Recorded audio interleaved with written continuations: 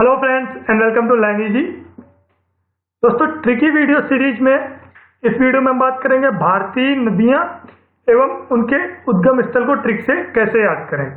इस वीडियो में हम जानेंगे भारतीय नदियों के उद्गम स्थल को सरलतम रूप से याद करने की ट्रिक। क्योंकि भारतीय नदियां एक बहुत ही विस्तृत टॉपिक है, तो इसको हम पार्ट में डिवाइड करके याद करेंगे, जिससे याद करने में बहुत ज़्यादा आसानी रहेगी। और ये हमारा पहला पार्ट है, भारतीय नदियां और उनके उद्गम स्थल को ट्रिक से याद करने की। और साथ ही साथ हमारे सारे वीडियो, सारे जो हमारे जितनी भी सीरीज चल रही हैं, उनको रेगुलर रूप से पाने के लिए अगर आपने अभी तक हमारा चैनल सब्सक्राइब नहीं किया तो उसको जरूर सब्सक्राइब करें। और फेसबुक पर हमसे जुड़ने के लिए लिंक आप इस वीडियो के डिस्क्रिप्शन में प्राप्त कर सकते हैं। तो आइए शुरू करते हैं भारतीय नदियों और उनके उद्गम स्थल को ट्रिक से याद करने की। सबसे पहले बात करते हैं ट्रिक 1 की। ट्रिक 1 है, रवि रोहतक से छिंदवाड़ा गया। रवि रोहतक से छिंदवाड़ा गया। इसको कोरिलेट करेंगे किस प्रकार से, रवि रोहतक।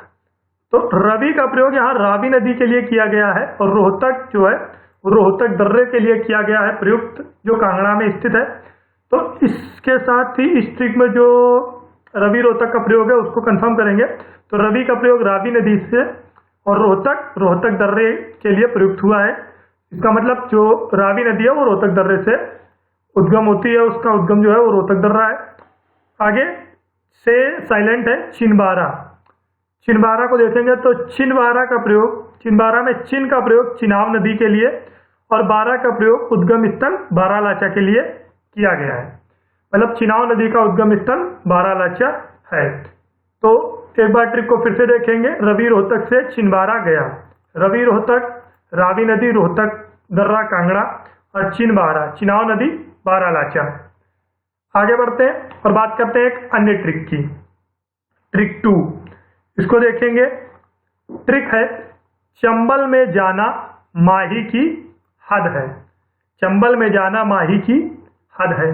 इसको कोरिलेट करेंगे तो चंबल में जाना, चंबल का प्रयोग यहाँ पर चंबल नदी के लिए किया गया है और जाना का प्रयोग उद्गम स्थल जाना पाव की पहाड़ियों के लिए किया गया है। मतलब चंबल नदी का उद्गम स्थल जाना पाव की पहाड़ियां हैं, तो उसको हम ट्रिक से चंबल में जाना और माही की हद, इसको कोरिलेट करेंगे तो माही का प्रयोग माही नदी के लिए और हद का प्रयोग मेहद झील, जो कि उद्गम स्थल है माही नदी का, अरावली में स्थित है, उसके लिए किया गया है। एक बार फिर से ट्रिक देखेंगे। चंबल में जाना माही की हद है। चंबल नदी, जाना पाव की पहाड़ियों के लिए, माही नदी और हद मेहद झील के लिए प्रयुक्त हुआ है।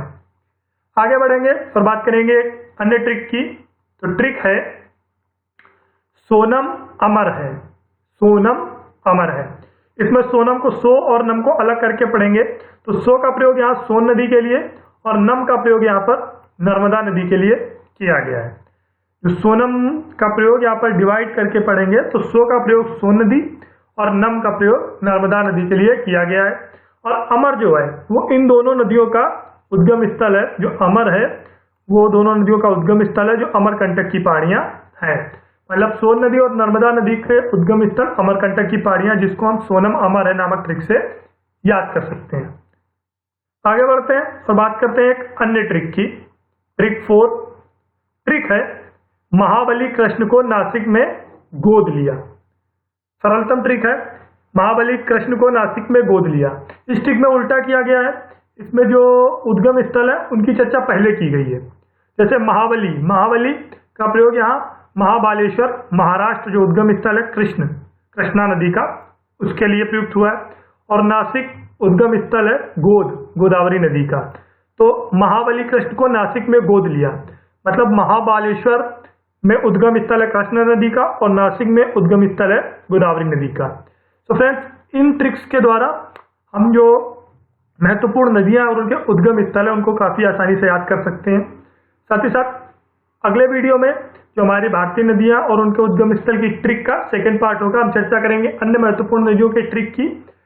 और अगर आपको ये वीडियो पसंद आया है तो इसको लाइक करना और शेयर करना बिल्कुल भी मत भूलें। और रेगुलर अपडेट्स पाने के लिए चैनल को जरूर सब्सक्राइब करें। Thanks for watching. Thank you.